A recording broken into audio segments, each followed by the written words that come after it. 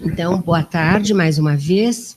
Vamos dar continuidade ao nosso evento internacional de filosofia oriental, iniciando a segunda parte da tarde de hoje, em que nós teremos duas conferências, da professora Dimitra Amarantidou e da professora Robin Wang. Inicialmente, então, nós teremos, e com muita satisfação, it's a pleasure for me to introduce you, Professor Dimitra, and to receive you at Unicamp, em Brazil. É um prazer aqui para mim estar coordenando a sessão deste final de tarde, em que nós vamos apresentar as conferências das nossas duas convidadas.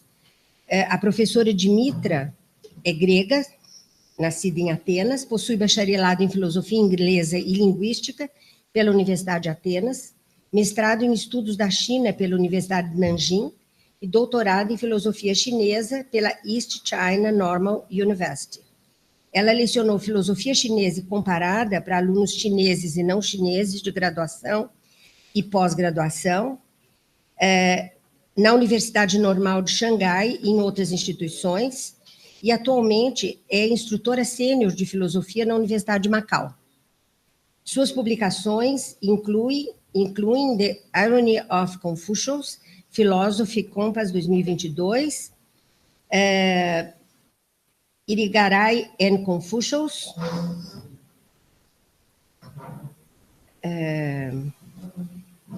Yi Mi Wei Shi, I don't know how to pronounce it.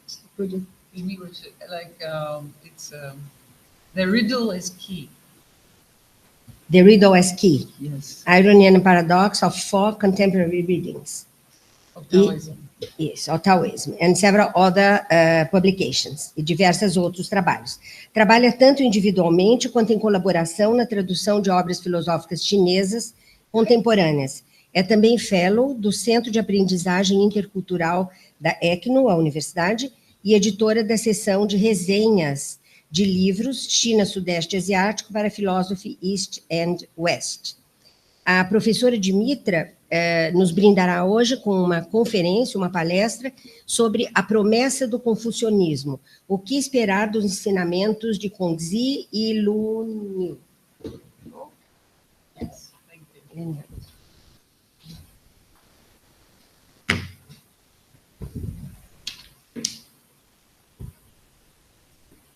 Thank you very much. Thank you, Antonio, for the welcome. Yes, it's okay. I think it's a small space. I think you can hear me, right? Yes. Also for the translation, I think it's a little bit easier if you don't hear both voices too loud.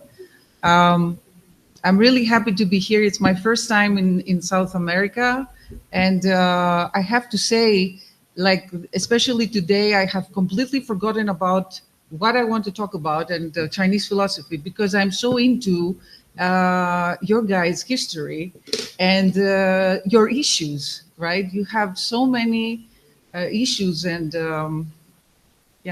wounds, I would say. And that really is something that I feel very close to, because my country is also somehow similar. It's also a country of tragedies and a country with open wounds. So the promise of Confucianism, Rafael already knows what he's leaving because he knows what I mean by this title. There is a little bit of irony in it. So let me start. So in recent years, there is this pronounced awareness that Confucianism is a rich source of insights applicable to contemporary ethical, social, and planetary issues. Classical texts, Confucian texts, such as the Luyu and the Mengzi, are widely interrogated for their perspectives on how to deal with anything, really, from personal problems to family squabbles to community-specific conflicts and to major global issues. Yes. Just to give some examples of some articles, there is a lot of scholarship employing this kind of of understanding that Confucianism can give us some solutions, right? Gives us so many promises. Thank you. For example, can AI carebot be filial? Reflections from Confucian ethics. Confucianism can inform a relational, role-based, and harmony-oriented ethical framework regarding the application of AI and robotics in caregiving spaces. Building an environmental ethics, so Confucianism also can contribute to that. Zheng Ming and Da Tong can solve the problems of lack of a sense of responsibility toward the environment and a lack of a sense of care for what is outside of the confines of one's immediate environment. And then war, even the issue of war, Confucianism can help with that. Can the Confucian way be transformed so that it will be conducive to the peace and harmony of the world in the 20th century? Yes, says the author. Confucian, yes, and communitarian responses to liberal democracy, right? To the problems of our liberal democratic societies today. And even me, Irigaray and Confucius, a collaborative approach to feminist agency, co-authored with my colleague and good friend, Paul D'Ambrosio. Confucianism can even enhance our discussions about subjectivity in contemporary discourses. So taking this text seriously somehow comes with the idea that you have the right to expect things from them, to expect some of your wishes to be fulfilled or some of your problems somehow to be solved, right? So this taking them seriously often comes with an expectation of obtaining certain desirable outcomes, specific forms of self-completion, familial harmony, and social flourishing, provided that persons and societies devote themselves to a set of moral undertakings or employ, so to speak, Confucian tools to bring about desirable orders. In other words, the Confucian project is naturally read as a promise, as providing good grounds for expecting a preconceived positive result, or as assurances that a predetermined desirable outcome will be achieved on a personal or collective level in the near or the distant future. So actually, we can just open randomly the text. You can find it's full of promises. It's full of promises. If you take this perspective, really, you can read every analect in this way somehow, right? So I have some examples here, right? You have promises, and of course you have them also in a reverse form, like a warning, right? You have the negative, let's say, form of a promise. So yeah, for example, 论语 1:1, 学而, dedication to learning, 学, and being the decent person. This is my own translation of Junzi. Being the decent person is like going to bring you joy, right? Or unworrisomeness. This is also my preferred way of translating 不孕 or an or 不忧.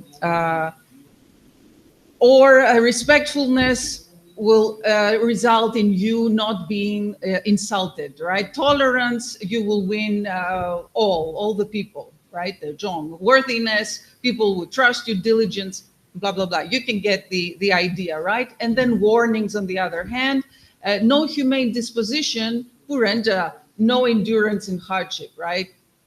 So you have this kind of understanding. And of course, very naturally, this can turn into this, right? So, sorry about these arrows.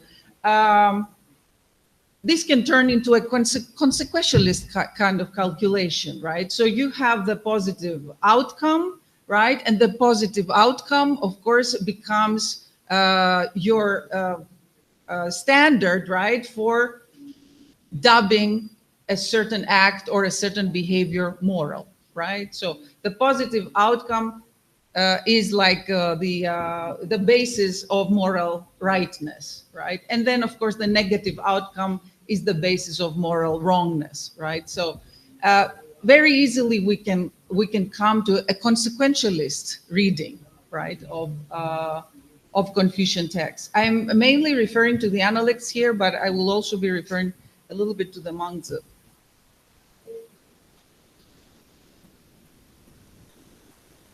So, sorry. So of course, like I said, because this comes somehow naturally, you have scholars who favor the consequentialist reading, but of course they have an awareness that the moment that you want to call Confucianism consequentialism, there's going to be some problems there with those arrows, right? Like they don't work so smoothly, these arrows. So there is this awareness. So they're trying to somehow like tailor consequentialism in a way that fits Confucianism better, right? So the moment consequentialism comes into the Confucian, let's say, box, consequentialism changes a little bit, but then of course also Confucianism is touched by consequentialism, right? Inevitably. So there is this kind of hybrid, let's say, results that come about. So we have Ivanhoe, who writes that early Confucian ethics can best be understood as character consequentialism. So he tries to let's say, make a more modest proposal, right? He doesn't want to say it's consequentialism, like pure consequentialism. An ethical theory concerned with the effects actions have upon the cultivation of virtues, and which concentrates on certain psychological goods, particularly certain kinship relationships, which it regards not only as intrinsically, but also instrumentally valuable as the source of more general social virtues, right? And then comes a little catch here. According to character consequentialism, the way to maximize the good is to maximize the number of virtuous individuals in society. But because human virtues cannot be cultivated by pursuing their good consequences directly, so he is aware of that, right? He is sensitive to that. You cannot like aim for something. That's not very Confucian, right? Or that's not very, very Chinese. So they must be sought as expressions of a life ideal. This ideal entails developing one's nature to fulfill heaven's design. So he brings in some teleology here, right? He brings in a virtue ethical, let's say, consequentialism, which is a little bit, maybe you find some kind of contradiction there, right? So it's not consequentialism like, let's say, pure consequentialism, but it's a kind of virtue ethical consequentialism with a teleology there. And then we have Fang Shudong, who is a professor at the East China Normal University. And he tries to do something similar, but the consequentialism he proposes is a deliberated one, right? Deliberated utilitarianism. He even chooses this version of consequentialism. So neither Confucius nor Mencius is suspicious of the human pursuit of benefit. He says that this idea that Confucianism and Mohism are opposed, like radically opposed, because the Mohists are like consequentialists and the Confucians are not, he's challenging this idea. And he says, actually, no, benefit is not to be demonized in our readings of Confucianism. Indeed, both Kongzi and Mengzi affirm benefit as having a positive value. Moreover, they both use the concept of benefit in their definition of rightness. So usually, I mean, there is a discussion which juxtaposes Li, right, benefit with E. But he also finds passages, and it's a very compelling, very convincing thesis that benefit actually is not evil for Confucius, right? On the surface, it might appear as if Confucius and Mencius primarily emphasize humaneness and rightness, but on closer inspection, we find that the ideas of humaneness, rightness, and humane government are defined primarily in terms of benefit. However, yeah, he also doesn't want to leave that without a little bit of, let's say, Chinese touch, right? He wants to mitigate the impact that calling Confucianism consequentialism would have. So he says that as we learn from the Mengzi, a rational utilitarianist has to commit to what the Mozi calls the exchange of mutual benefit. So here Mengzi and Mozi agree. Instead of blindly pursuing one's own limited interest as a petty person, the Xiaoren, or naive utilitarianist would do. Confucianism and Mohism both reject such a naive utilitarianism that is concentrating on your own benefit, right? And they would uphold a kind of deliberated utilitarianism, or he calls it a shrewd utilitarianism, which means sharp, like smart, a smart utilitarianism. Oh, thank you.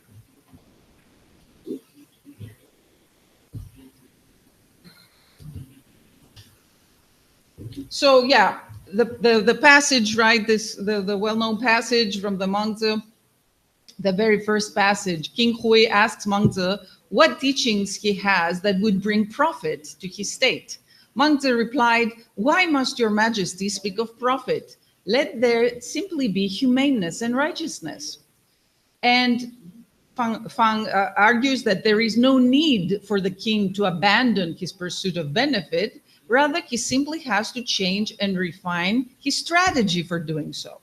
So the king has to stop openly using the word li as a slogan, right? Speaking of benefit, asking for benefit, and instead learn how to speak the language of renyi, right? If we could call the old King Hui a naive utilitarian, this new King Hui would have changed into a shrewd or deliberating utilitarian, right? So this is his way of like, let's say, solving the problems of calling Confucianism consequentialism in a traditional, let's say, way. But then, of course, we also have non-consequentialist readings, and some examples are Brian Van Norden, who writes that very clearly that early Confucianism is a form of virtue ethics, but it's not Aristotelian virtue ethics, offers different conceptions of the good life, the virtues, human nature, and ethical cultivation. And he says exactly follows this traditional idea, right? Traditional idea also in the Chinese, in contemporary scholars, right? Like that Mohism and Confucianism differ in this way, that Mohism is a version of consequentialism. So his interpretation of the Mengzi passage is, when the Mohis claim that the business of a benevolent person is to promote what is beneficial to the world and eliminate what is harmful, Mengzi replies that emphasizing profit or benefit is self-undermining. That is, aiming directly at profit is paradoxically unprofitable. And Paul D'Ambrosio, he has this paper on lying and pretense, and what he wants to say is that lying and pretense, unlike the Western tradition, right, or unlike particularly the Republic, right, and the idea of the noble lie, that lying is okay, like as an exception, if the consequences are good. He says that this model does not apply to lying and pretense in the Mengzi and in the Luyu, right? So for Confucian thinkers, whatever is appropriate in a given circumstance is itself moral, right? So you don't have to make basically exceptions. There is no reason to attach special importance to truth-telling or view deception as inherently immoral, right? So Confucian morality includes the use of falsity or deception without appealing to any form of consequentialism. Again, like without looking for excuses, right? Like, so, yeah, we know he lied, but it's okay because the consequence is good. There is no need to apologize or make excuses for misinterpreting a situation, misrepresenting a situation or one's own psychological content when it is the appropriate behavior. Confucians emphasize that morality and its concrete expressions should not be viewed independent of the situations in which they arise. When dishonest methods prove necessary, there is no need to apologize for or justify them, as they become moral themselves.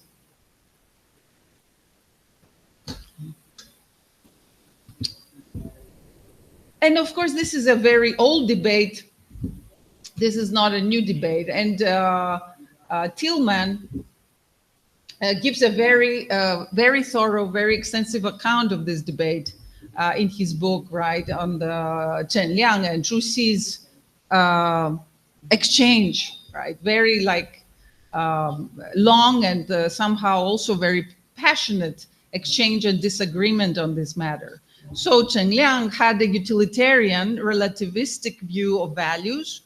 Moral standards are not absolute principles laid down in the classics. They have evolved through historical context, and we need to look at this historical context and draw examples, and we cannot rely on reading the classics and finding somehow timeless truths in there. For Chen Liang, Zhu Xi's view of history and politics ignored real circumstances and constantly looked back into an idealized past. Chen combined historical studies and utilitarian ethics to attack Zhu Xi's position that Confucian ethical values were timeless, rejecting their absoluteness. And on the other hand, for Zhu Xi, Chen dismissed the classics while mastering history, ignored the ethical way of the true kings while esteeming the expedient methods of the hegemons, and went to extremes, discussing the rise and fall of recent and ancient dynasties without looking for the reasons of the downfall in the heart mind. So, what to do? Because the readings seem compelling. So, option one is to discard the consequentialist standard altogether. Predictable, measurable outcomes are not the Confucian standard of rightness. So we have this option, and I think it's a very legitimate option. By the way, consequentialism leaves no space, also, right, because consequentialism leaves no space for amorality.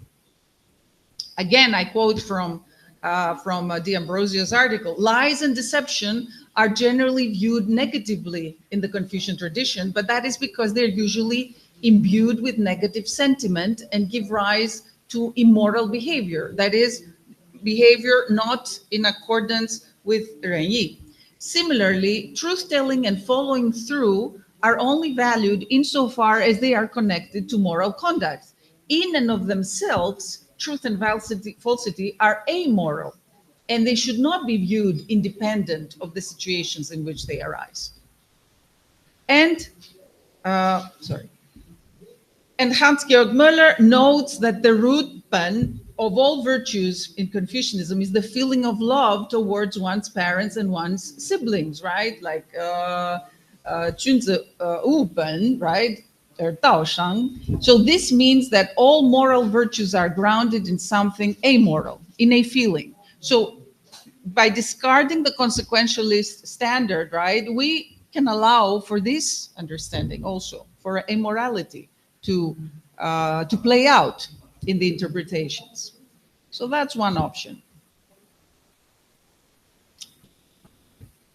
Now the second option, like we saw, right? The second option is to tailor the consequentialist standard, right? And to speak about a sui generis kind of consequentialism, right? We saw character consequentialism. We might say consequentialism with teleological characteristics, right? Fulfilling heaven's design, not aiming at direct results, right? No, don't do that. That's bad. And deliberated consequentialism, like we saw, Fang Shudong's, or smart consequentialism with relational characteristics. So you don't just care about benefiting yourself, you are taking the mutual benefit into account, right? So this is somehow relational version.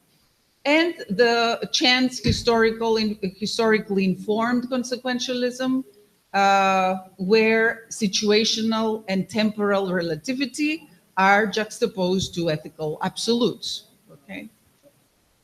And here we come to a third option. And I will ask for your patience in this and your understanding, because this is an idea which I'm developing now. And I really want your feedback on this. So a third way could be to imagine, oh, first of all, yeah, let's talk about the problems with these options first, right? So before I go into the, let's say, to the third way. So problems with option one. Remember, option one is to get rid of the consequentialist readings altogether. So the problem that arises is that if all standards of truth and value are relative to time and situation, there is moral uncertainty, of course, right? There is it's all Chuan and no Ting, right? So it's all like adapting and being flexible and weighing things. This is what Chuan means, right? To weigh things. It's all adaptation and flexibility, and it's not Ting. Like Ting can mean anything from a classic, like, you know, the Shijing, the eating, right? It can mean a model, like in the form of a person, an exemplar, right? So Ting can be a standard, can be a norm. So we are left with Chuan, but without Ting, and how is this going to function, right? And also, my other, let's say, objection is this excuses argument, right, that we saw. Does consequentialism make exceptions for morally reprehensible behavior, such as lying and pretense, like we saw, right? If the outcome is positive, or are these behaviors considered moral, actually? And my understanding is that a consequentialist reading would take lying and pretense as actually moral, exactly because the consequences are good, right? So it's not that consequentialism makes exceptions. It does not make exceptions. And this is what is really like somehow very hard to digest about consequentialism, that anything can be good, anything can be moral, right? Anything can be morally acceptable if the consequences are good, according to our calculation, right? And then problem with option two. Remember, option two was to choose, let's say, to create a hybrid kind of consequentialism, right? Like a sui generis consequentialism, right?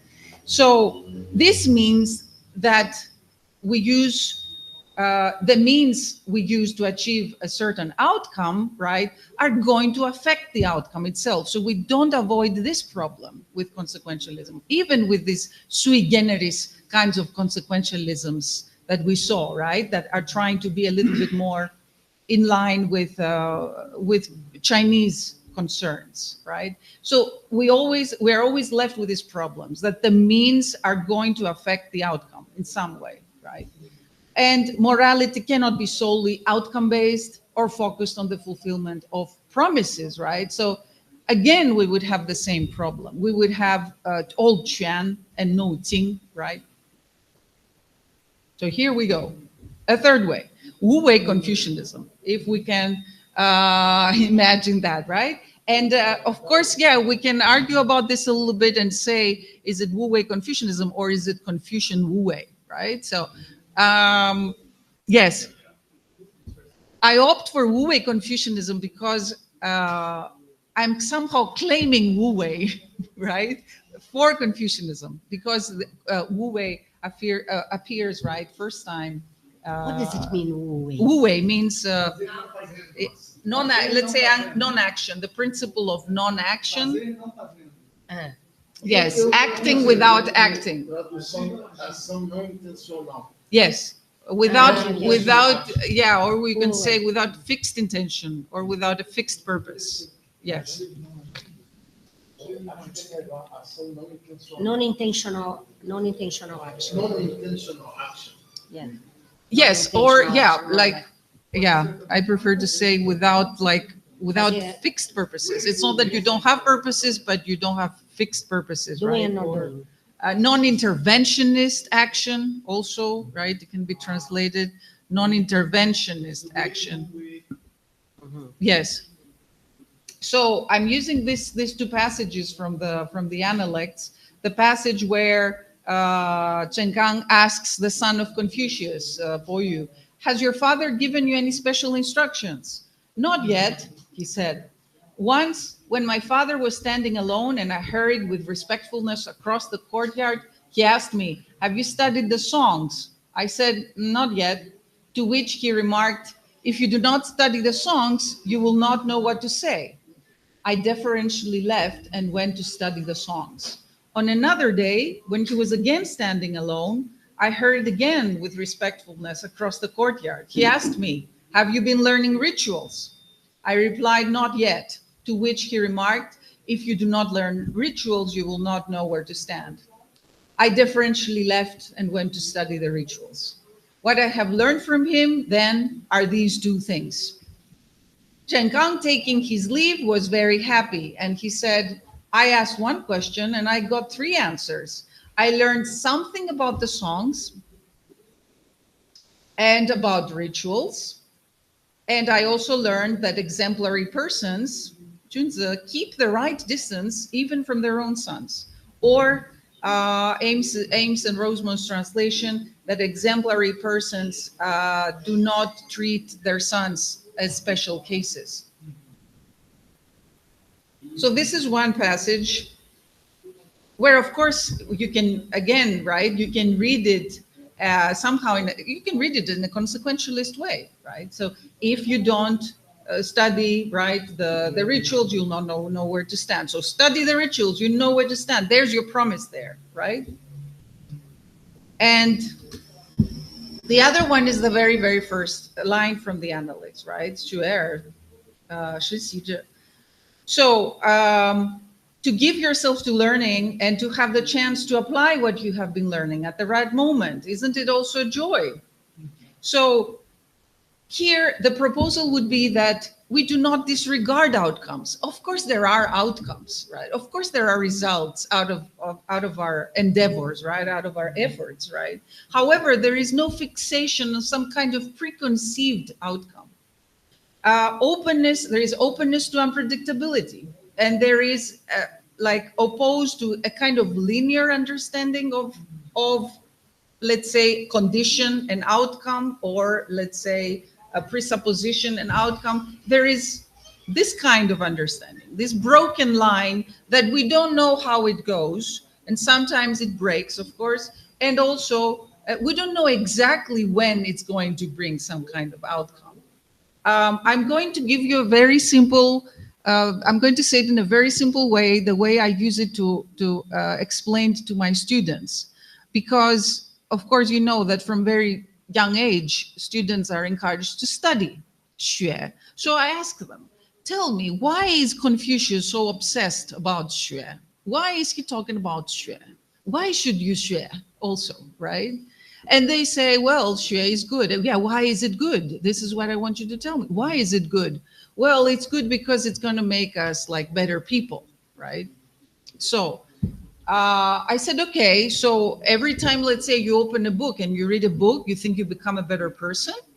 Is this how it works? It doesn't really work like that, does it? I mean, one day, let's say you read a book, right, and you don't feel anything. Maybe you're even bored. You throw the book to the side, right? The second day, the same. And maybe for 15 days, maybe for 15 years, the book have done nothing to you, right? Or in any ostensible way, some ostensible way. Of course, there's going to be some change which you don't see, right? Like there's going to be some workings going on, but however, you cannot put your finger on them. You cannot measure them. You cannot predict them. You cannot predefine them. You don't know what books do to you. Do you know? We don't know, right?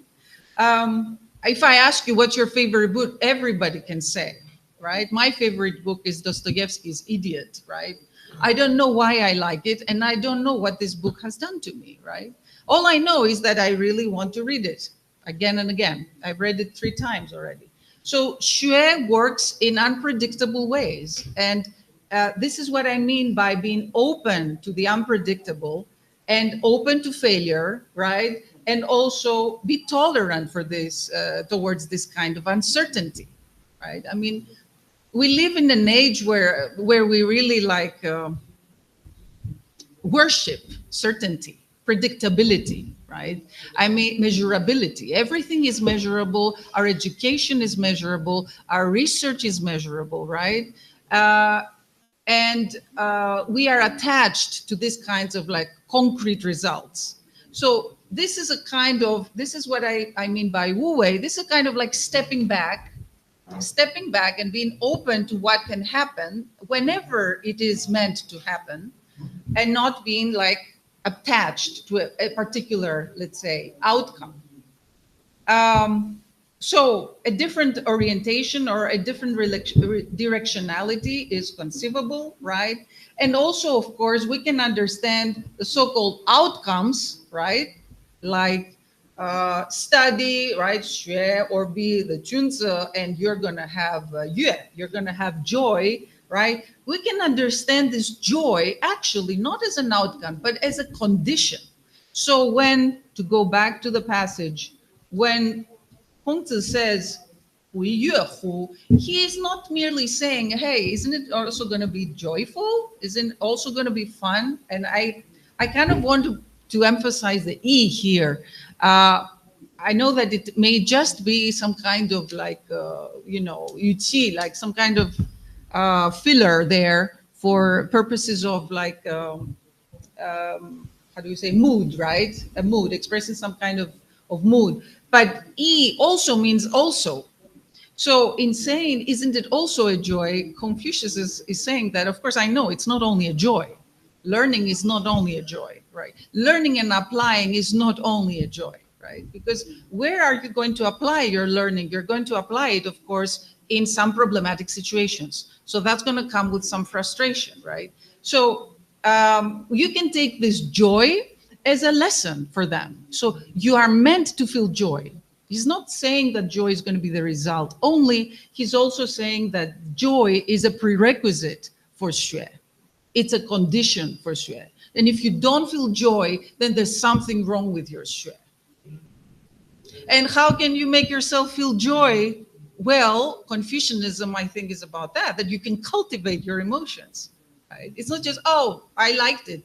You know that this is also a very common thing among our young students, right? Oh, I really enjoyed that. I really liked that. Everything is about liking. Everything's about enjoying, right? Because this has become part of our identity. What we like, what we don't like, what we enjoy, right? So how joy can be a lesson, actually, right? Like how you can cultivate the ways that you feel joy, right?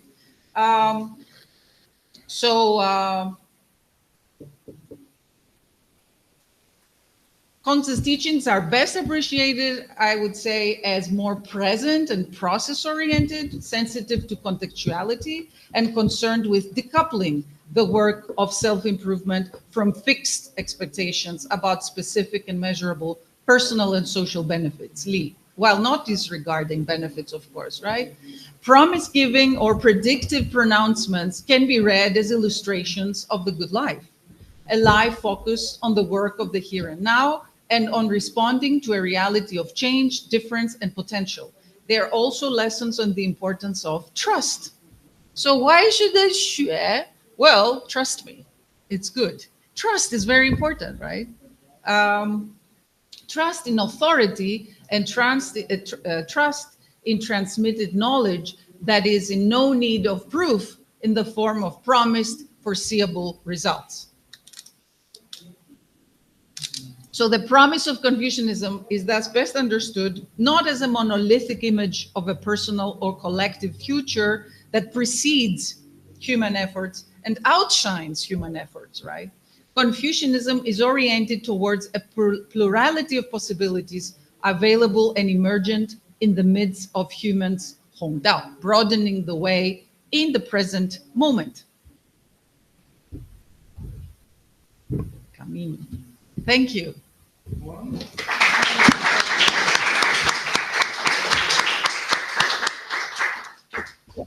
Dimitra, many thanks for this so instigating presentation and for her proposal. I appreciate it very much. But we are open now to questions, discussions, suggestions. Okay. Any question? Please, could you come?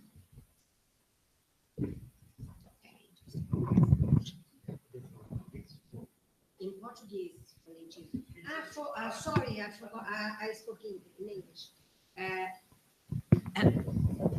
Eu queria agradecer por essa apresentação tão instigante, tão motivadora, tão interessante, pela sua proposta final também, pela terceira opção, que eu gostei bastante. E agora nós vamos para perguntas, sugestões, críticas. Críticas to some. We are accepting criticisms. Yes, Okay. yes, of course. Isso, em português.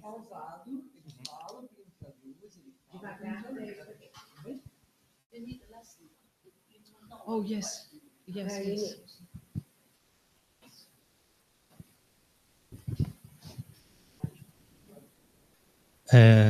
Bom, primeiramente, muito obrigado.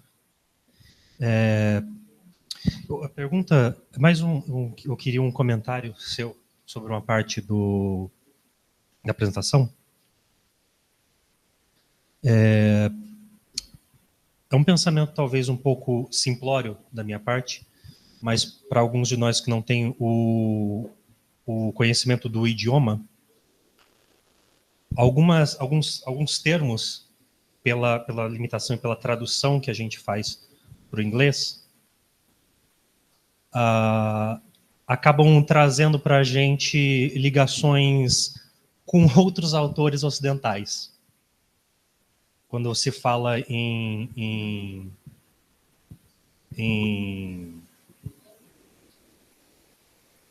moral e os resultados, né, se lembra de... Pelo amor de Deus, qual que é o nome do autor italiano?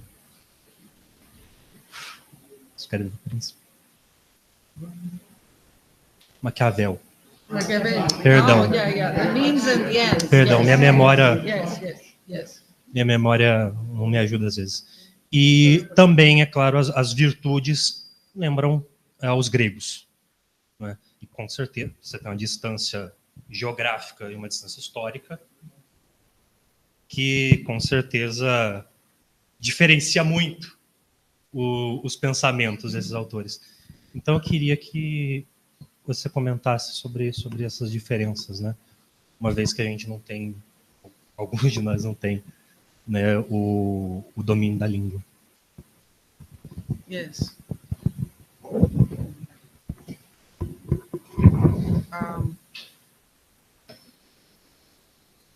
Like Virtues. to make it more specific. So your question is why Confucianism is not the ends justify the means? Yes, the differences. I think that probably different. Right? Yes. Well, yeah. How do you start responding to that? I mean, yeah, I don't really know what to say. Like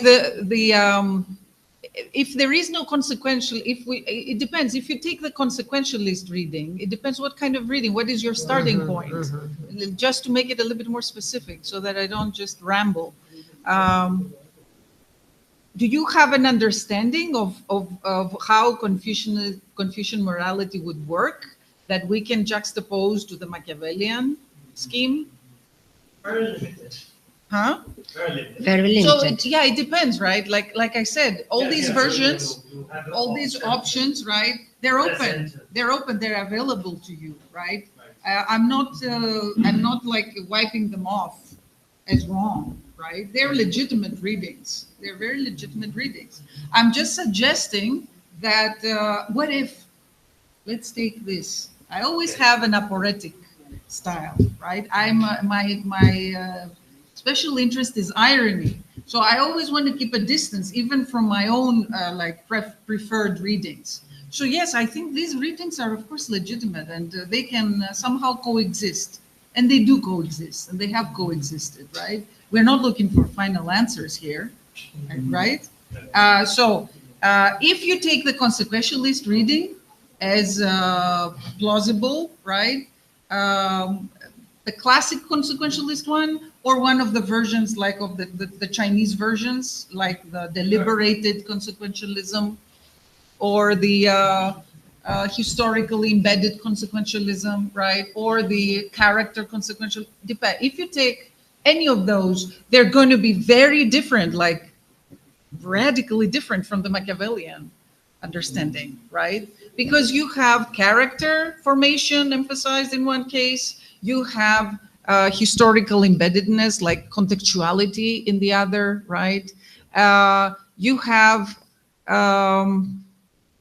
what's the third one? You have deliberated consequentialism, right? Which is about like considering the mutual benefit, right? What is this mutual benefit then? Okay. So yeah, it depends. Like, what do you want to compare here? More of the second option that you present. The second option. Yes.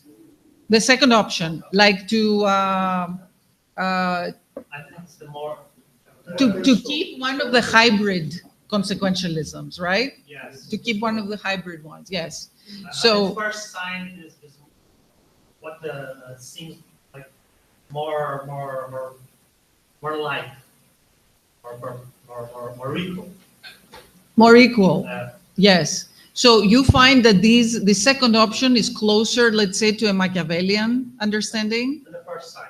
at first sight, that the means will that the ends will justify the means. Yes. Well, like I said, yeah, this could be a problem. This could be a problem, right? Because the means, like the means cannot really not affect the result, right? Yes. So the means are going to somehow do something to your ends, right? Yes. So yeah, this is a problem. Yes. Yes. Well pointed out. Yes. Joaquim? Você vai falar em inglês? Você prefere? Yes. Joaquim is going to speak English. Som. Mas eu posso traduzir aqui, Florentino. Eu traduzo aqui para ela. Eu falo aqui e vocês escutam aí. Fala, professor, fala em português e eu traduzo aqui. Tá certo. Vai lá. Bom, eu apreciei imensamente a sua I appreciate dissertação, immensely your speech Okay. porque eu sempre pensei sobre diversas questões da ética confucionista. because I always thought about several questions in Confucianist ethics, Principalmente nesse contexto da ética das virtudes, especially in this context of ethics of virtues. Bom, hoje eu não pretendo fazer nenhuma questão muito precisa, Today I don't think to do a very precise question, mas eu pretendo apenas colocar duas coisas próximas a uma sugestão. but I just want to do two suggestions for you. Primeira questão, First, o meu estudo das questões da ética na filosofia chinesa my studies in the Chinese ethics foram centradas em uma obra sistemática do pensamento budista chamada Changshilun. was centered in the Zhengxilun treatise in the Chinese Buddhism. Nessa obra, existe tanto que o título da minha dissertação é Lógica e Ética no budismo chinês. In my dissertation, the title is Logic and Ethics in Chinese Buddhism. Bom, a grande dificuldade, quando você vai trabalhar com Changshilun, você parte de premissas filosoficamente lógicas de um caráter genérico e depois você deduz as consequências éticas. Your starting point is some premises, logical premises that you start to work, and then you follow up to. Ou seja, as premissas lógicas The e logical as consequências and éticas. the ethical consequences. Bom, quando eu leio os analetos, o Lun-Yi, When I read the analytes, eu consigo entender o que seriam as consequências éticas, I start to understand that what would be the ethical consequences. mas eu não consigo entender quais seriam as premissas lógicas. But I cannot understand what would be the logical premises. E eu penso que essa é uma diferença básica no pensamento do Chan-Chi-Lun e do Lun-Yi.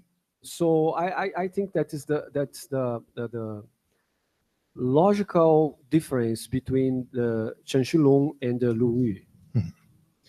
Bom, um segundo ponto, So the second point is, eu não tenho a sua expertise no pensamento confucionista, I don't have your expertise in the Confucian thought, mas eu tenho sentimento, but I have a feeling eu simpatizo com essa ideia that do I Wu-Wei sympathize confucionista. with the Wu-Wei Confucian Wu-Wei, Mas com uma ressalva. with one note. Yes. One note. Yes. One note, one One footnote, reservation. one observation. Reservation. Yes.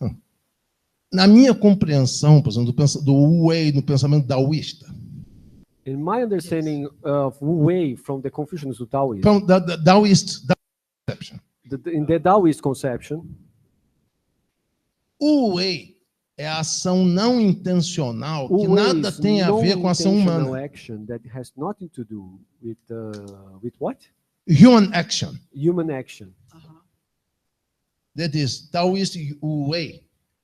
It's just the way of the Tao. There's nothing to do with human intentions. Isso não tem nada a ver com as intenções humanas, é do modo taoísta, né?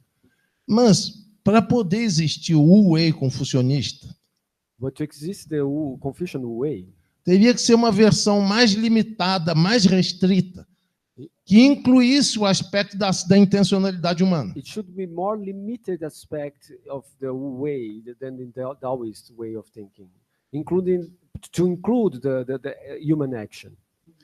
Bom, só uma observação final.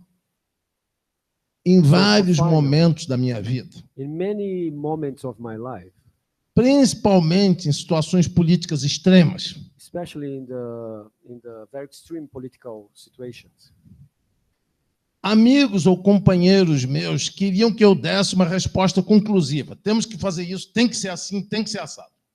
friends or partners of mine wants me to give some conclusive answers. Must be this, must be that. E eu respondia para eles, eu só posso propor tal e tal e tal possibilidades. Não é humanamente possível dar uma conclusão final. This and that possibilities, but it's not possible to give you a final answer. It's a human condition. If you are a human being, Se você for ser humano, you cannot have the ambition to have você a não pode ter a conclusive ambição de answer ser conclusivo. to quite tragic historical Isso political traz situations. muitas tragédias políticas na história. Thank you very much. Thank you. Thank you for your comment.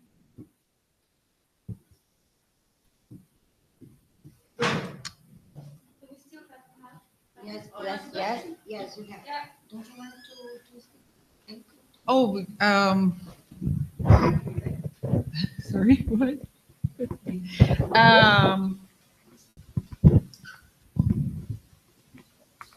Yes, the idea is, of course, yes, Wu Wei. When we hear the term Wu Wei, we're thinking of Taoism. But I do think there is room to develop this idea of what is meant in the Analects when Shun is praised by Confucius as somebody who ruled in a Wu-Wei manner. So what would that mean? This is my project, basically, right? To uncover what does that entail in a Confucian moral project? What would this Wu-Wei mean? How would it be expressed in human action, in human behavior, and of course also, right, in the political realm? But also, in interpersonal relations, in the self-cultivation project, what it would mean that there is an Wu-Wei cultivation project. there is a wu wei xue, or there is wu wei, the junzi as somebody who acts in a wu wei manner. What would that mean? So this is basically my question, right? Yes, yes. Thank you very much. Thank you. Thank you very much for your very interesting talk. I hope everyone could hear me. So I've got a question. Maybe actually you can help me to shed the light on my topic of interest from your point of view. So consider this situation, yes? Yes. That someone asks a person, let's say this person would be me, like easier. Someone asks me, tells me, you should take this exam. Take this exam. He also thinks it is good for me, it is beneficial for me to take this exam. I took this exam, I failed this exam. And now I think about me, if I failed this exam, then I'm a failure. Yes, so Yes. I failed, I'm a failure, yes? Yes. So it turns out that it was not good for me because now I think that I'm a failure. Or there is also another question rises. Maybe I think incorrectly. Maybe my reasoning is incorrect. What is it? What is it like? I think that I'm a failure, but maybe I'm not. Maybe my reasoning is not right. Yes, and so the question arises: for whom the consequences should be good? For whom they should be beneficial? For that person who pushed me to take this exam, or for me? Thank you very much. Oh my God. I should be careful not to use this example in the class. Excuse me, I'm a musician. Maybe I was kind of. For whom the consequences? Well, again, to be specific, it depends. It depends what kind of consequentialism you're going to ascribe to. What kind of consequentialism do you embrace? Do you embrace character consequentialism? The consequences are good for the formation of your moral character, but it doesn't stop there, because you as a moral character, right, in a Confucian context and Confucian understanding, you become an example for others, right? 三人行, right? So you are benefiting others too in an indirect way. So it's not only for you. If you take character consequentialism, right? If you take deliberated consequentialism, right? It exactly wants to emphasize this aspect, that the consequences should not only be good for you, they should be good like for like two parties or for more people, right? It should be, yes, for your family, for your community, for your state, right? And then if you take historically embedded Confucianism, right? Like where Chen is looking at the history and he's finding examples or exemplars, right? Exemplary rulers, where he thinks that, we can apply this in our situation, right? Overlooking having disregard for finding some absolute standards, right? Like Juicy. So again, the benefits are not just for you, right? Again, we're talking about collective benefit. Is my reasoning correct that I'm a failure? Is it possible to answer According to which thought model? Yeah, okay. So this is why I have to be familiar with this thought model to understand whether my reasoning is correct or incorrect. Well, if you say, is my reasoning correct or incorrect, I suppose that the presupposition is that there is one correct answer to this question and that there is one wrong answer to this question, right? Which this is a completely different universe. It's another, yes, it's another, yes. Any other question? May I ask you? Yes, of course, yes. It's a question, I think that it's open. Em português. Yes. Os contemporâneos pragmaticistas. The Marxist contemporary? Pragmatistas. Os pragmatistas contemporâneos. The Na contemporary linha de Charles pragmatists. Peirce, aceitam a máxima pragmatista. Accept the pragmatism phrase. A maxim, the pragmatist maxim.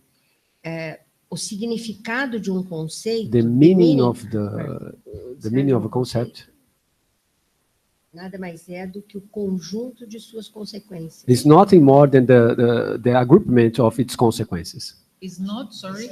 É o significado de um conceito é a coleção It's the collection of the consequences. of its consequences. Enquanto você falava de consequencialismo, Não dá para ver a repórter. o contexto, a contextualização é muito importante.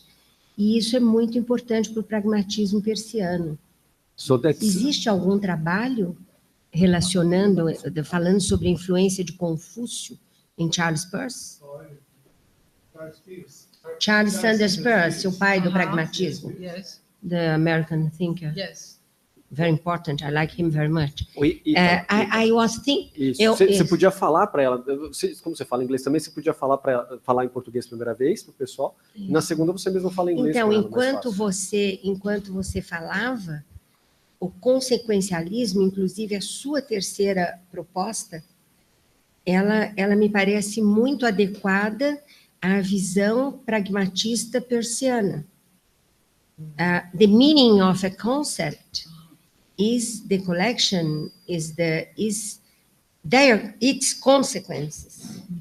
And also for Peirce, that is like a conduction in the development of science, looking for the truth, but what is the aim, what is the tool for this is what is called by Charles Peirce, agapismo, agape, is love.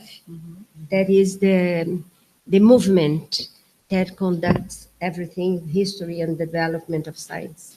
I think that is a kind of Confucianism underlying Peirce. The idea that truth is what works, we can say that truth is what works.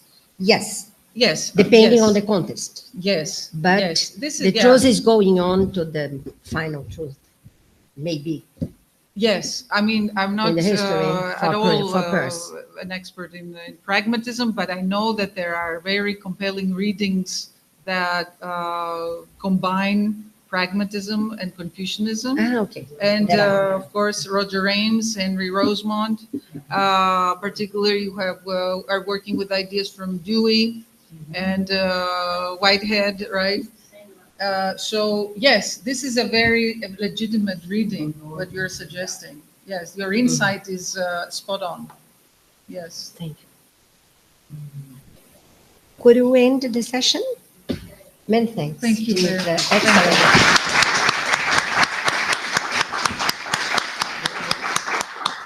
Muito obrigada. Muito bom. Thank you very much.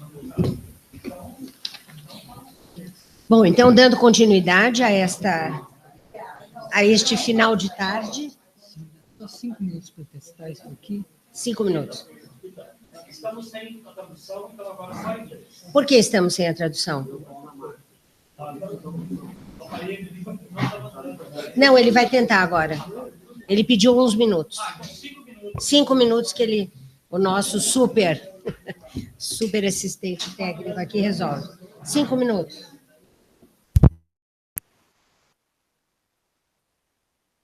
Five minutes, because he's trying to solve the problem here. Resolveu? It's 6 o'clock. Are you going to be 7 o'clock? That's too late. Let's just The finish. problem solved? Tá funcionando. Tá Tá funcionando. funcionando? Não mexe nos cabos, tá funcionando. Será que você não chama o Florentino? Nós começamos imediatamente. Lá, senhoras e senhores, José Jorge. o segundo coffee Boa break fala foi dela, cancelado. Nós estamos voltando agora para a palestra da professora Não, alguém Robin foi. Wan. Não, aqui é entre nós em português. Boa fala dela, né? Muito boa. Gostei muito. Por favor, voltem aos seus lugares, nós vamos enfrentar algumas turbulências.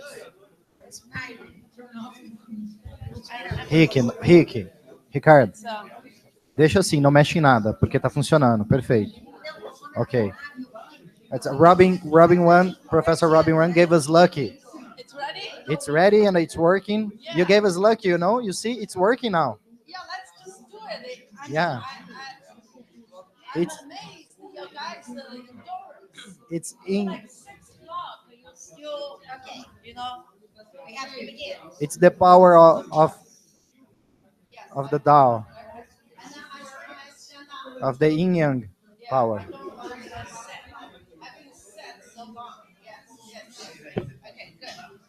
Podemos começar? Florentino, voltamos com a tradução. Que ótima conferência dessa. Não? Tudo diferente, na verdade. Agora, a grande questão que Eu estou me segurando porque eu quero perguntar tanta coisa. Não mas posso tem perguntar. uma leitura que é uma leitura que chama perspectivista da ética kantiana. Use the microphone. Mas o Percy Just não é because perspectiva. Não é Percy, não. Percy aí você vai ver o Ames mencionado depois, porque tem vários textos do Ames, entende assim, que é a linha americana de interpretação do Percy e a filosofia chinesa já foi muito mencionado. O Plínio está muito feliz que está voltando a funcionar. A cara de felicidade dele. I will do fast. But not too fast, not too fast. Now, I have lots of Fans. so You have a lot of fans waiting for you. All right. you don't need to introduce. Forget about introduction. No, forget about introduction. Just let's go. We have the book introduction. É um prazer podermos ter a professora Robin Wang como nossa convidada. Ela é da Loyola Marymount University, é professora de filosofia na Loyola Marymount University, em Los Angeles, e pesquisadora Berggruen no Center for Diversity Study in Behavioral Sciences da Stanford. Foi, 2016-17, na Stanford University. Sua pesquisa e ensino tem se concentrado em filosofia comparativa, especialmente filosofia daoísta e mulheres na filosofia. É autora do livro, muito conhecido e comemorado, aqui, Yin Yang, O Caminho do Céu e da Terra no Pensamento e na Cultura Chinesa, agora em português. O livro foi publicado em inglês pela Cambridge University Press. Thank you. Thank you. E tem uma ampla gama de revistas, de artigos e trabalhos em revistas científicas. Então, é um prazer tê-la. Ela vai falar sobre Shinsphere, um potencial paradigma do pensamento planetário para o século XXI. Thank you very much. Muito obrigada Attila. pela presença. Thank you. Allow me to stand up because stand all day. I'm compulsively like to do exercise, so I feel better. Stand around is my profession, just running around. Okay, so this is my first time come to here, and thank you so much for your trust. And I do feel appreciate this intellectual community. It's amazing. You have such good mind and such bonding experience. So I really appreciate being here. Okay, because I'm right now doing, and also I like here because I always, this is a testing ground for my own thought. Right, so what I work on, I share with you and see how you respond. And so currently I'm writing essay, kind of like a plenary thinking, part of plenary metaphysics books. So I'm coming up this Shinsphere. You probably say, what's that? Of course, I understand. So let me explain. And there is some very important concept, Shinsphere and the plenary thinking. So that's the two things work together. Oh, it's do this way? Okay, it's not working. Okay, so question first, I want to see, okay, what is a Shinsphere, right? So Shinsphere, well, he's working on this. This concept, a question first is why Shinsphere? Okay, the Shinsphere come about is with the concept of noosphere. So what is a noosphere? Noosphere right now become very popular, and the result of the science, multiple scientific advancement, technology advancement. So because we already know our world is so interconnected, we solve this problem. So right now, interdisciplinary science very much use this concept called the noosphere to trying to grasp what is happening in this world. Originally, this concept, the noosphere, is from 1920s, and with a group of scientists. One important is Chardin, and he is a French scientist, spent 20 years in China. His book, Phenomena of Man, first being abandoned. Okay, so, and then sent it to China. He contributed part of Peking man's discovery. So he did a lot, but very strangely, we don't know too much about how much his ideas being influenced by Chinese thought. Of course, French mathematicians. So basically, I'm not going to talk about the noosphere, but very quickly, noosphere is thinking about the biosphere, because you see we have a biosphere, atmosphere, hydrosphere. Basically, think about the Earth is layers. So we have you use a sphere to thinking about the Earth, not the substance. You see, the European tradition has been thinking about the substance, but here to use another one. Now, when science go ahead to thinking about the Earth in different spheres, then what about our mind? So then they recover the Greek word nous, means the mind. So if we think about, okay, if we want to think about spheres, right, noosphere, then we thinking about how we really proposed to understand the human beings in different way. To think about that, we can't understand the human being just one, not a substance. Two, we not think about human beings just live the earth. And we think about we have this planetary awareness. So we think about there's many interconnections. So in this sense, also, we thinking about this planetary thinking is very scientifically compatible, and also to thinking about the will globally in the way to have us to understand what's going on, these global changes with advantage of technology, but don't use global thinking, because the terms global thinking is come from colonialization. It's economic, marketing, capitalist concept. So let's use different terms to thinking about the global thinking. Yes. So for noosphere really come up in the big context, thinking about the planetary identities, the planetary thinking, which talk about how we think about the human beings as a part of the planet. Human beings, we think about how we're going to do a planetary governance. That's the 天下, 赵廷阳. 天下 will be part of this. And except that we don't use 天下, planetary is to think about that we all connected, not use a Chinese term, but it's just terms going beyond nation and state, and rather to thinking about the planetary problem, which you can see we bring lots of things together. So we think about the planetary flourish is grounded and dependent on planetary flourish. So humans flourish is dependent of planetary flourish. So when I think about, when I heard the planetary thinking, I've been in different contexts and the decentralized European thought, and to basically it's core of planetary thinking. So I said, wow, they just started in the European thought, a Western, whatever they thought, they just started this planetary. But think about the yin-yang thinking, that we have this tradition, history, to already think about all myriad things, everything we together. So this is something I think we, as doing Chinese philosophy, we need to make a contribution to it. So this is where Xin sphere come from. So instead, we talk about the Xin. So what's a Xin sphere? Two terms.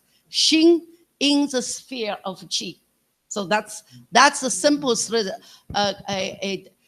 definition. So of course, now what is the Xin? Xin in English translation is a hard mind. But I don't know, but in the Portuguese, what will be Xin translation? What will be Coração. It's also, so it's very close to your mind then, heart mind then. That's great, then you totally understand this. So Xin contains both literal and metaphorical meanings. So in this picture, you can see Long Taoist text already, this is called the Huang Ti Neijing, you know, in the chapters of yellow cord, that means our human body. So in that text, it's a 280 text. The text itself mapped out all human physical bodies, heart, kidney, lung, all this. But then so that's one step, right? It's amazing. They already see how the Xin works, like it's a pumping, you know, biological forms. Yet in that Xin always have a spirit. The spirit represented by animals. It's very much indigenous thinking, right? So every body part has a corresponded spirit. Okay, lung spirit different, heart spirit different, kidney. So we kind of see. It's interesting. Xin literally indicate the physical organs of the heart, and also we think about the next chapter. So we think about the Xin also is we have this contained all human activities. In other words, Xin is a source of physical and biological functions, but at the same time it's a seed and a source of cognitive, affective performance, motivational, emotional, Chinese thinking, knowledge, recall, and this consciousness, even intentionality, everything, passions, we can see that's about the Xin. Okay, so Xin is a Xin Shi, Chinese until today, talking about Xin Luan, you're messed up, you're emotionally messed up, and then your Xin is okay, messed. So another word, we kind of think about Xin bears directly on emotion, embodiment, somatic facts of life. So, but one of the things we think about, but the Xin is not isolated entity, not like a mind, like a Greek nous, right? It's just the head. Xin is much deeper because Xin is a field.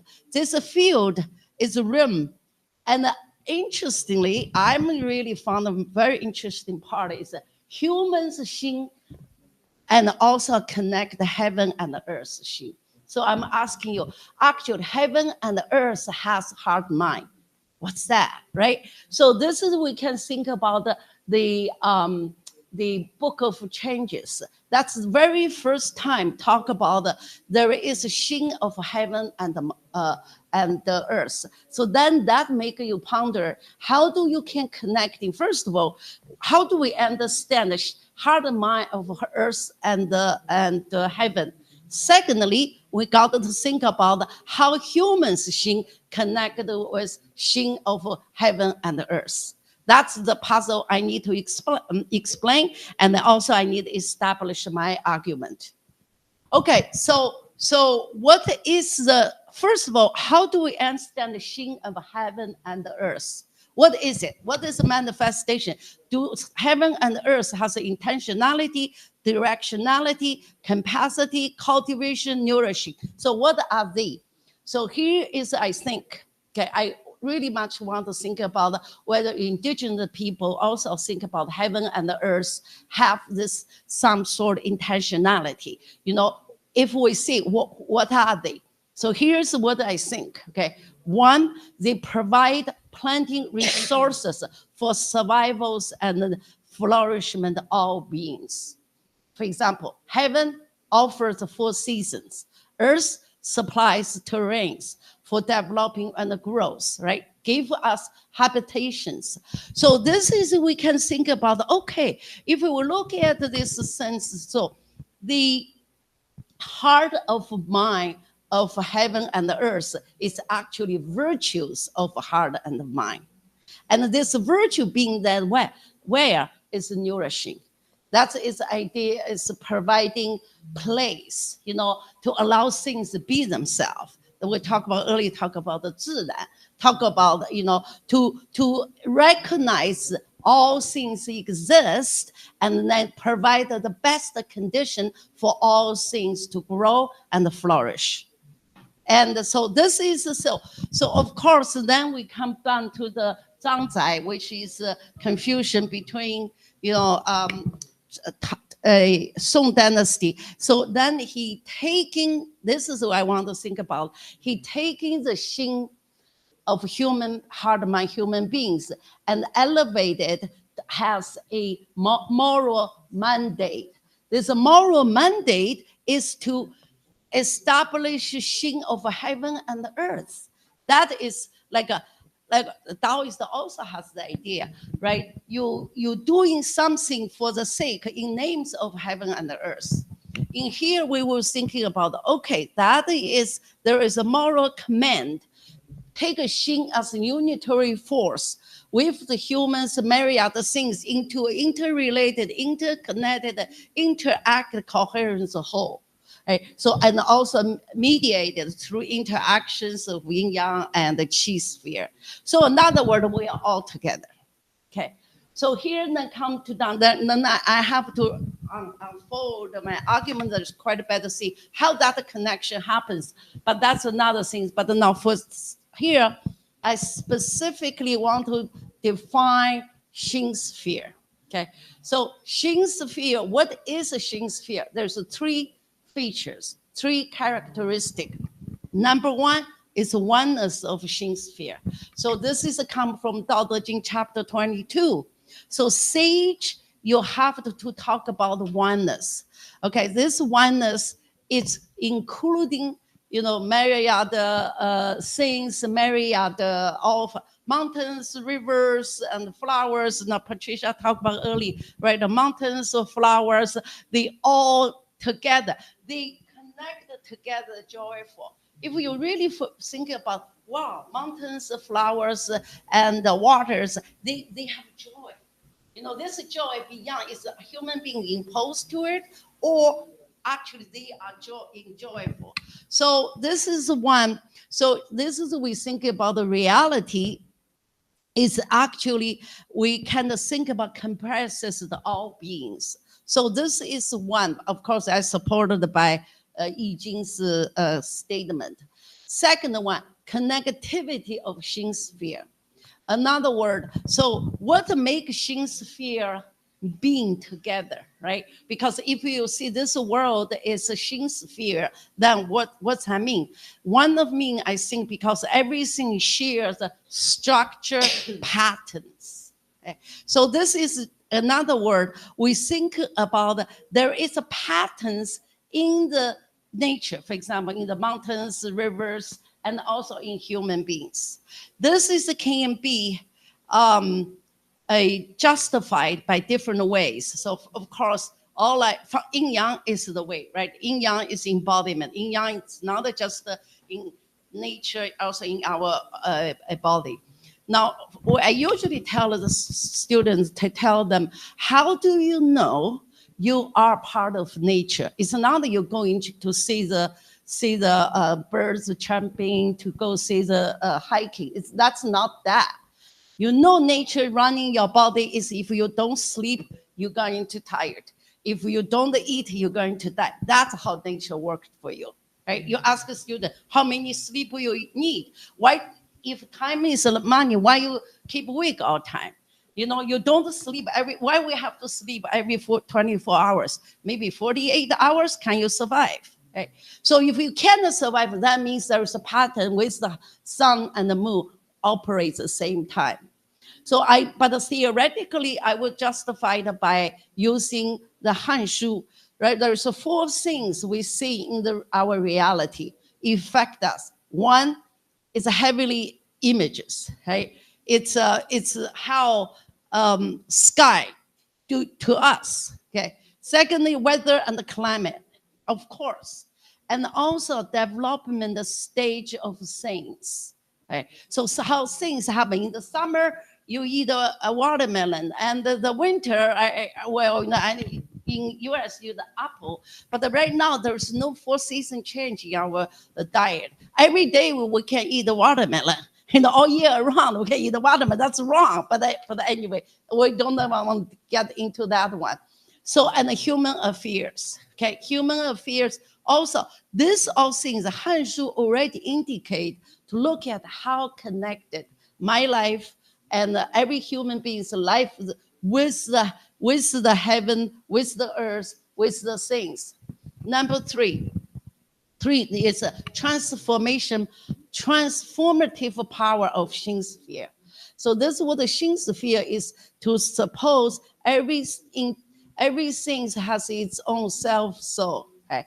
So allowing for a particular, relationships. Now earlier we talked about the Tai Chi Chuan, the fighting. The body, actually the body, all that kind of body fighting, it's not humanly, willingly, just you fight. There's no power.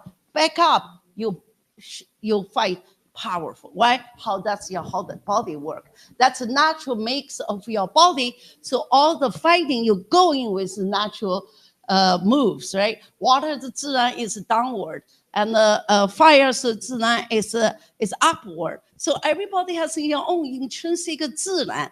So nourishing it, give a condition, and let them to allow the things to be themselves. So there's many things we can see. So this is kind of very interesting, thinking about the Xin sphere, really thinking about the capacity to become a cultivating non-cognitive, non-conceptual sensitivity to the situations. Oh, sorry.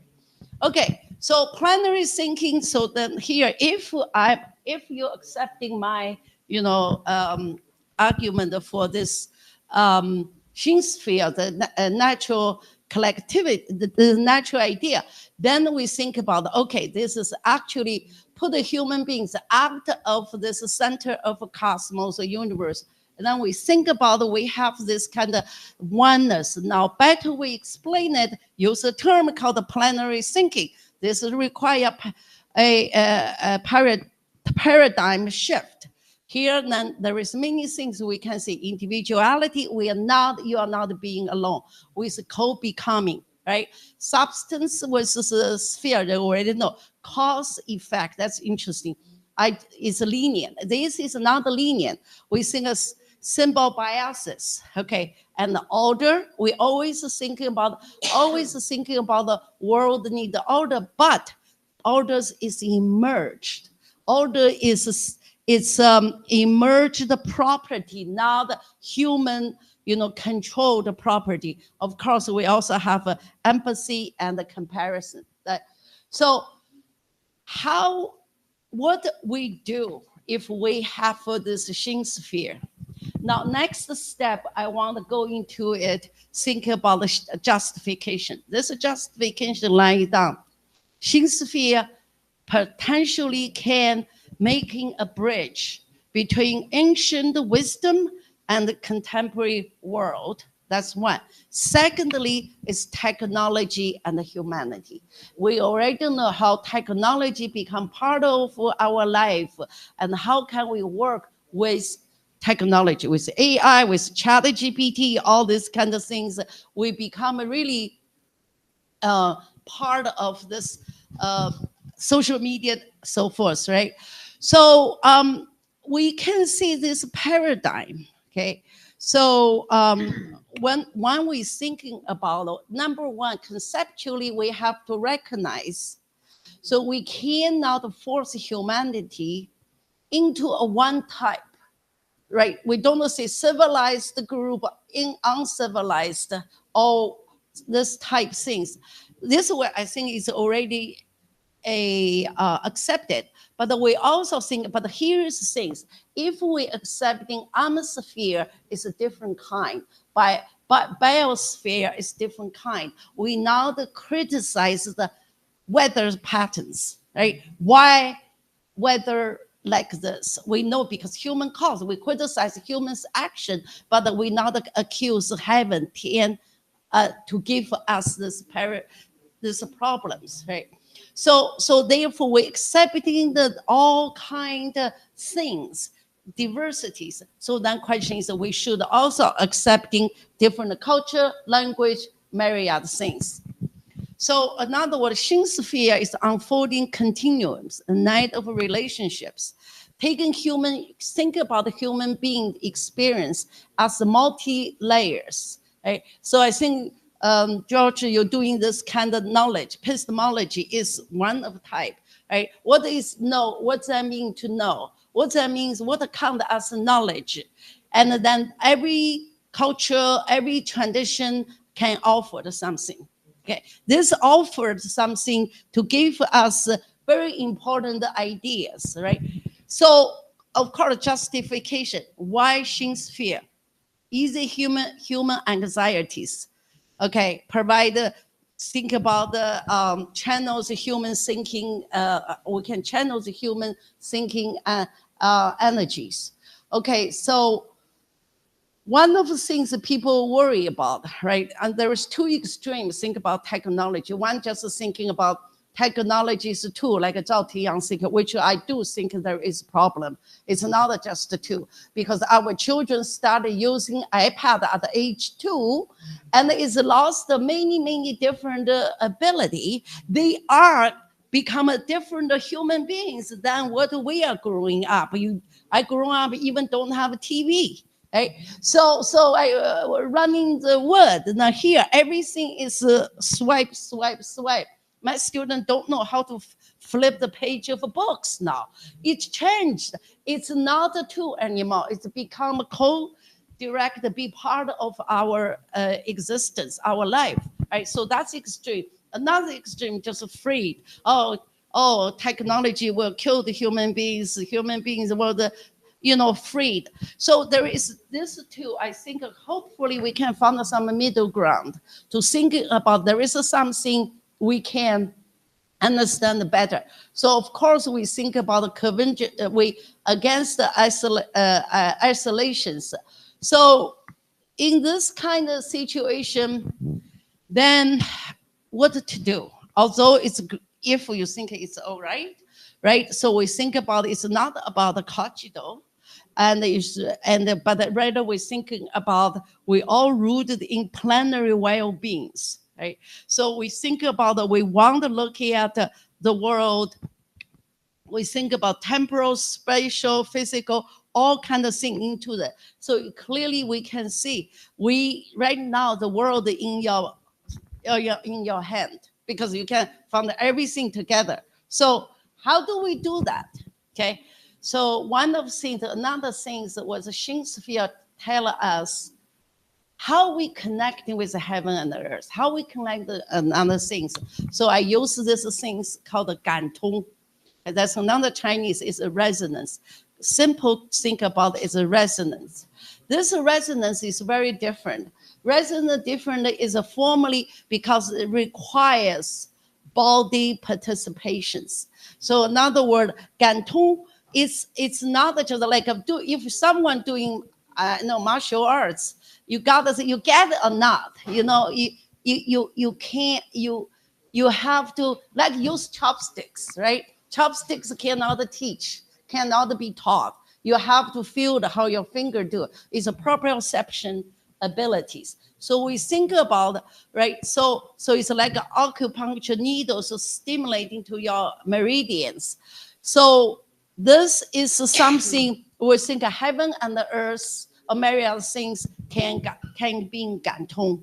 Now Gantong is different than the Ganying. Ganying is stimulating. Okay, so this is another word we would usually do. And so it's input. So another word, AI can respond to your input. So it's AI can do Ganying, but they cannot do Gantong. This is my kind of like argument.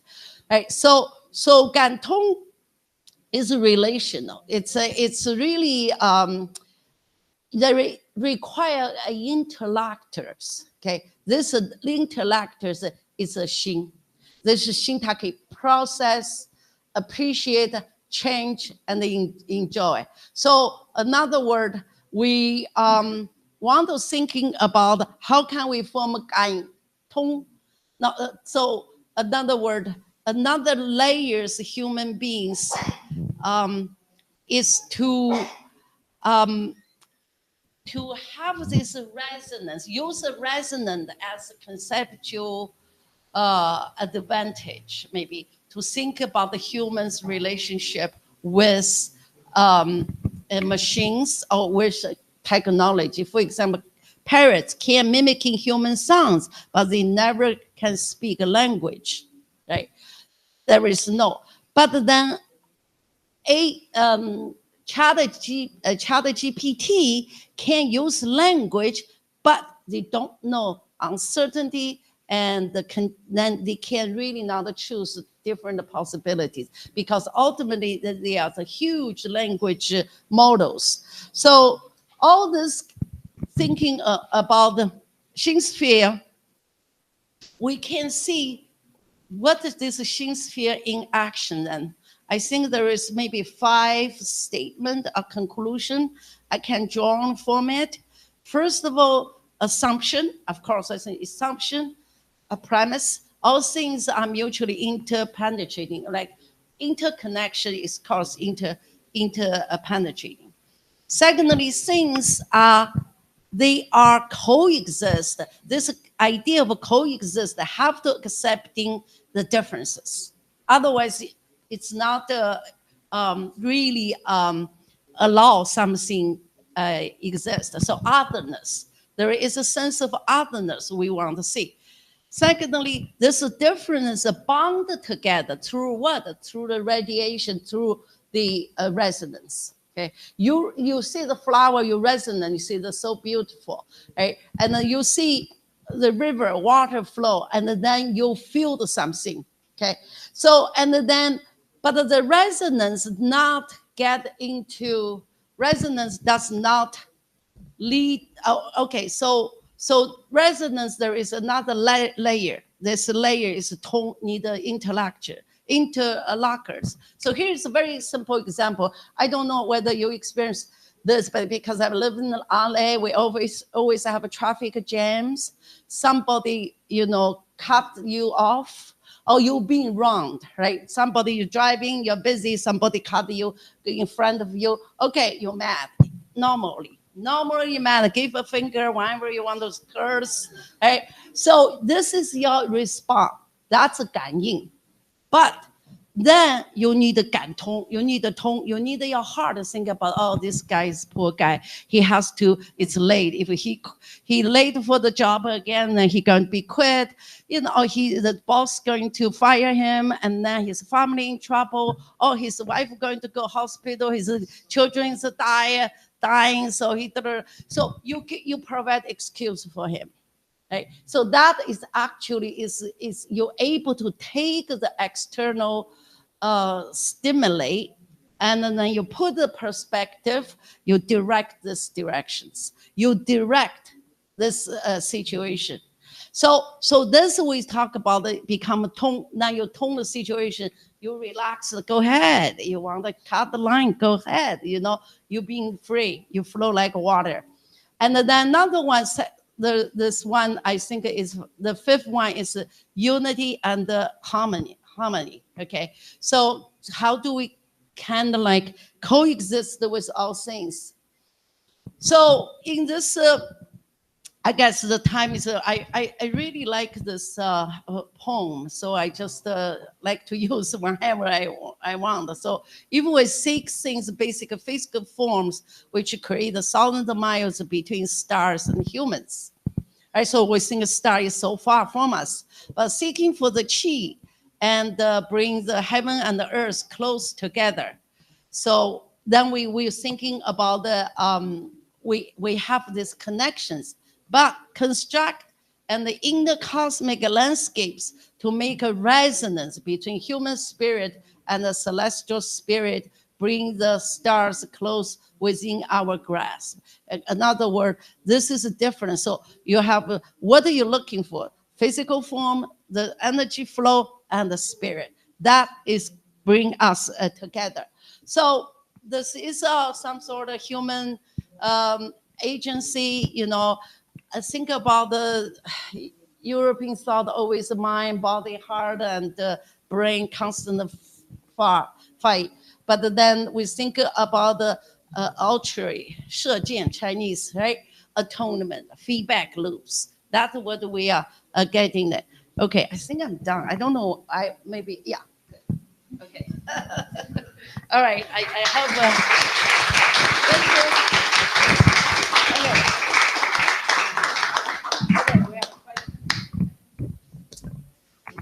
Oh, okay. So I would say that not being too much. Excellent. Temos todos que ser exemplos vivos de Ganton Shin. Okay. Isso? You can get up. Você ouviu? Então, nós iniciamos, José Jorge. Eu sugeri que sejamos exemplos vivos de Ganton Shin. Tentemos ser nesses tempos difíceis que a humanidade vive, não é? Did you understand? I'm suggesting that we have to be alive examples of Ganton Shin. Yeah. We must be examples. Yes. Yeah. Okay. In this fight for a better humanity.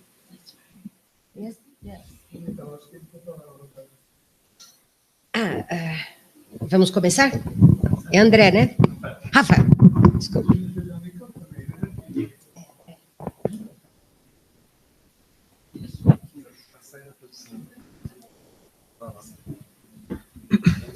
Obrigado pela palestra.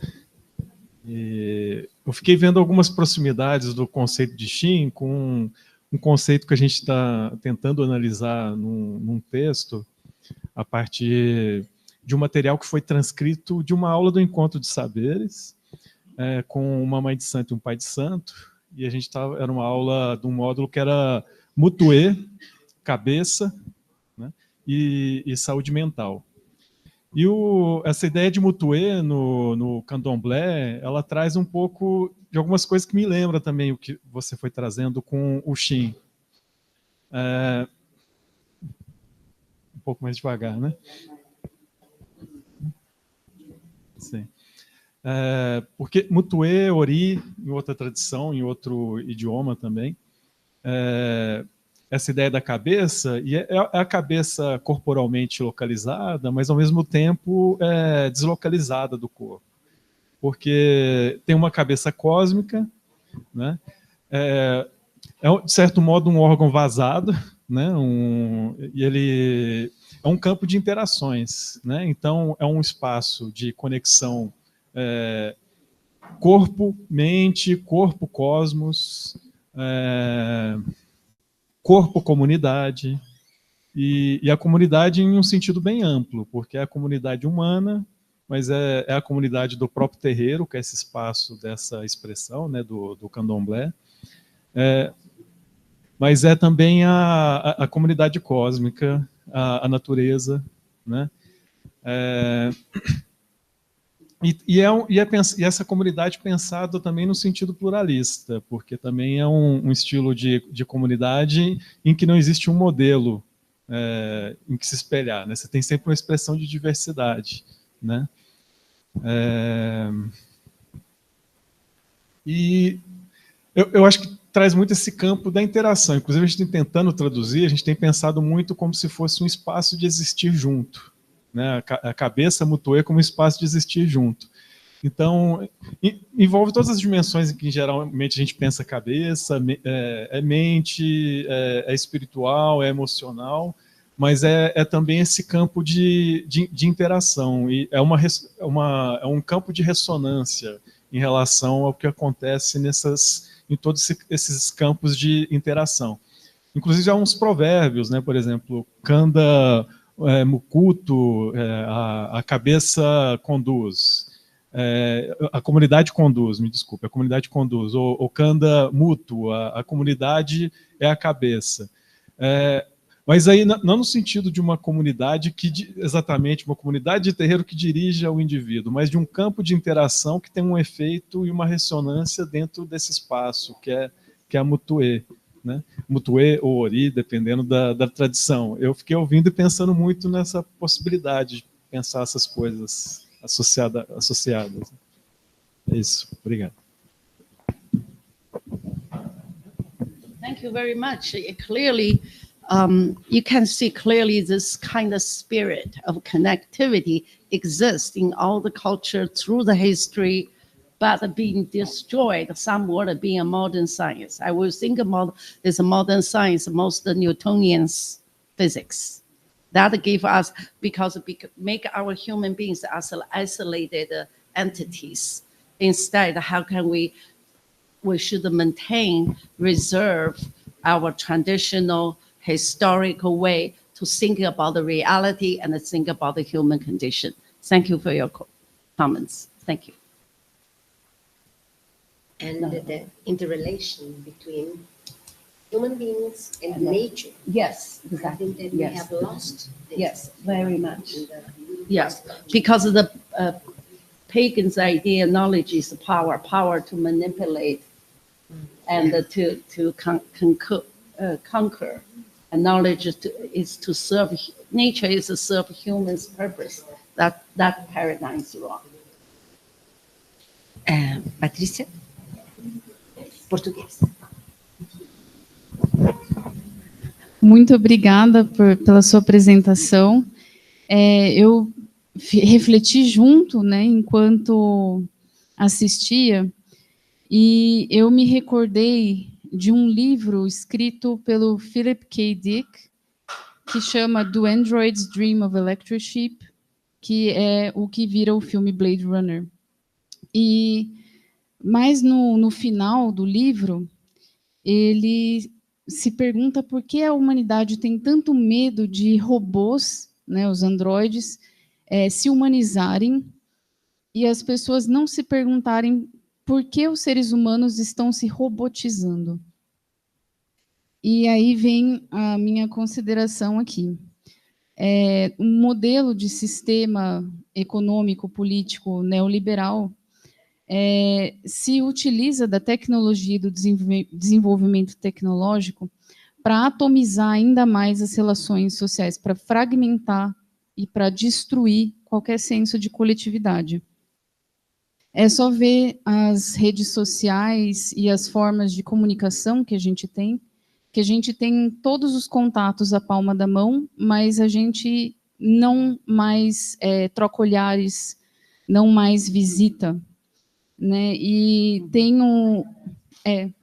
e a Hannah Arendt, ela vai falar na condição humana que, por conta dos regimes totalitários, ela está falando de regimes totalitários, mas ela também está falando dos tempos contemporâneos em que a atomização é tal que o maior sentimento é o de solidão. E com o uso das tecnologias, as pessoas se sentem cada vez mais sós, mais solitárias. E a natureza passou a ser uma commodity, né? Ela é algo que você troca, vende, crédito de carbono, tudo isso. Como que a gente... Aí eu vou fazer a pergunta, né? Como que você veria possível abrir os corações, mentes das pessoas para experienciar a Shinsphere?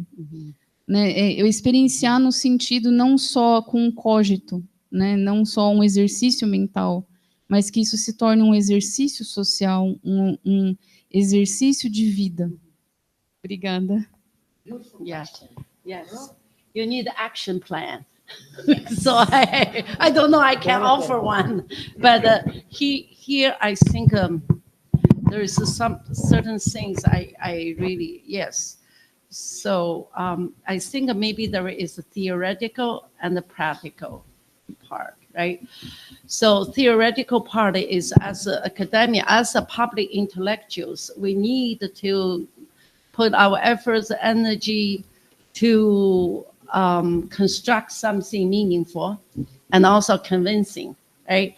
So so that's our kind of thing. We can't just being so out of touch the real world. So make a philosophy irrelevant for 21st century. So we must, as a philosopher, we need to make philosophy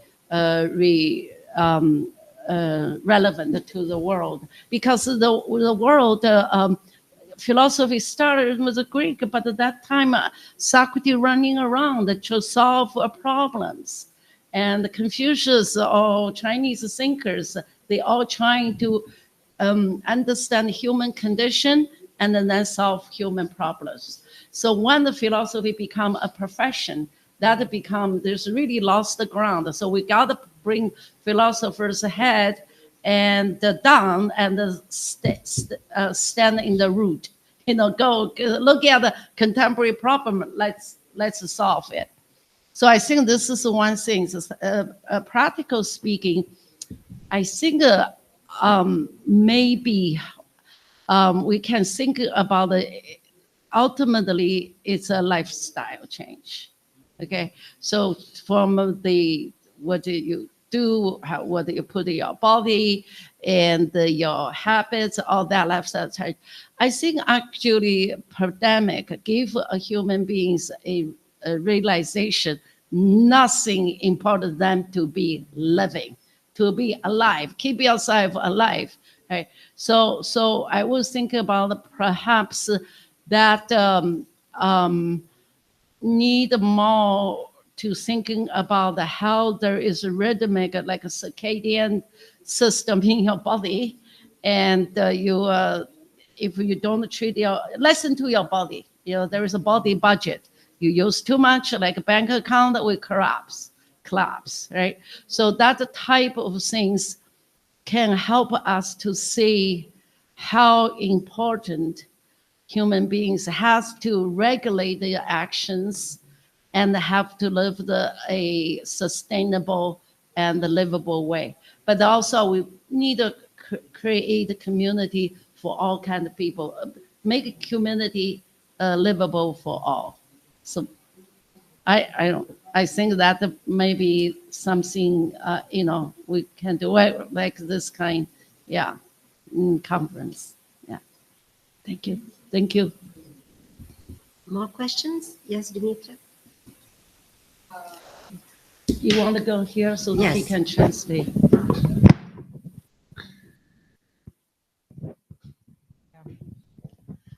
Thank you, Robin. That's very inspiring. I'm just wondering, I'm sure you have thought about it. I'm just saying it. Like this project really looks like it's crying out for interdisciplinary research, right? Mm-hmm. Like it's really very, very productive, right? Towards that direction. Like anthropology. I wonder if you are interested, or if you have looked into, let's say, I don't know, scientific, like, right? Yeah. What is, I want to hear more about that, actually. Yeah. Yeah, you're right on. This is interdisciplinary project because philosophy cannot, especially mainstream philosophy, it's kind of like something totally become academic, a profession. You got paid for talk about nonsense in certain ways sometimes, right? To do out of touch with the real world. But the science, on the other hand, scientifically, science is evolved and developed, and they really need, but they're lacking. Like I work with a Chinese AI scientist. They are craving for some sort of guidance. They actually want something. They want the conceptual tools to help them to understand the processes, conditions. But so therefore, we have to to looking for this missing link and to do some work. On the other hand, also science push philosophers to become interdisciplinary. Here another example. I do not know what is the most popular majors in Unicamp. Okay, I don't know. But in US, most, like my university, most popular majors right now is psychology. They will be in economics, where everybody want to make money. They become computer science, but now the people doing coding, they have no job. So then everybody got the psychological problems. And then they want to learn the psychology. It's amazing that a wave to change. Then you can see the collective psyches has changed. So then we need helping out. So do we have a solution? Do we have some sort of way to help people direct their energy to think about their problems? So that's, yes. And there's a lot of things that can be, yeah, we got to listen to each other, I guess. Yeah. Any more questions?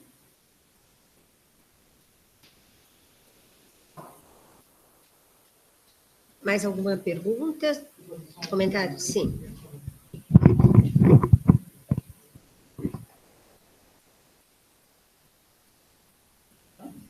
Jorge, tem um problema com a transmissão, então agora só inglês. Ele pode falar em português e em inglês. Pronto. Fala em português e depois. No, English, no, English. In English then, in English, yeah. Yes. Oh, thanks. This. Okay, that was wonderful. I can see how really we can connect with this investigation. And I just make a remark on the last thing you say about psychology. Perhaps in the Shin sphere, which is part of it, but I would, as you say, it is transdisciplinary, I would pay attention to the psychic spheres, to the collective, an individual, as they say, the head is individual and is collective. The psychic moment of the Shin sphere, to think how it is, which connects to emergence, to agency. Yes, the Shin sphere itself on the psychic side, it may lead us somewhere. Do you think about that psyche is enlightenment, that moment of enlightenment, or the moment of like the light, the aha moment, this moment? No, that would be intuition, that would be visions. Okay. No, psyche would be the intensity of the intersubjective expressions between the intersubjectivity. Then maybe that's a 感通的, that's 通. That will be the psychic, the collective, psychic, like the collective unconscious of the Alaya Vijnana, of the Yogacara. I mean, the ideas of a collective consciousness. Collective consciousness. A collective What's consciousness. What's the condition to have a collective consciousness? What is a condition? Or even a cosmic consciousness coming to yes. know that. That's right. I think it's connected. Yes, to connect. Sure. The connective consciousness. Yeah, the velocity of the mind. I think, yeah. I think it's part of it, but maybe it would be interesting to express it, to connect to the old, or different lines of the luminosity stream. No? Yeah, the cosmic consciousness. Is this a collective consciousness exists in time? In the time suddenly happened, or is it continuously?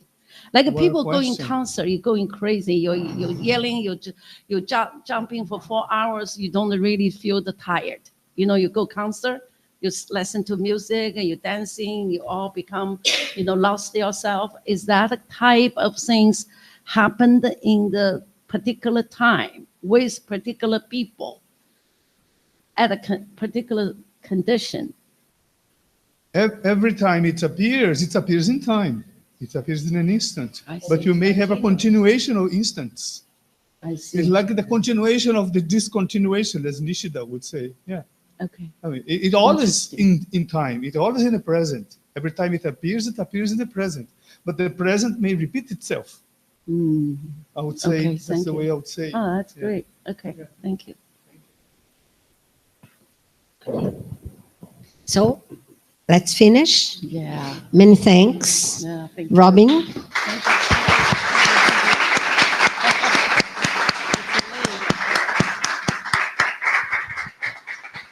Então, terminamos o dia brilhantemente.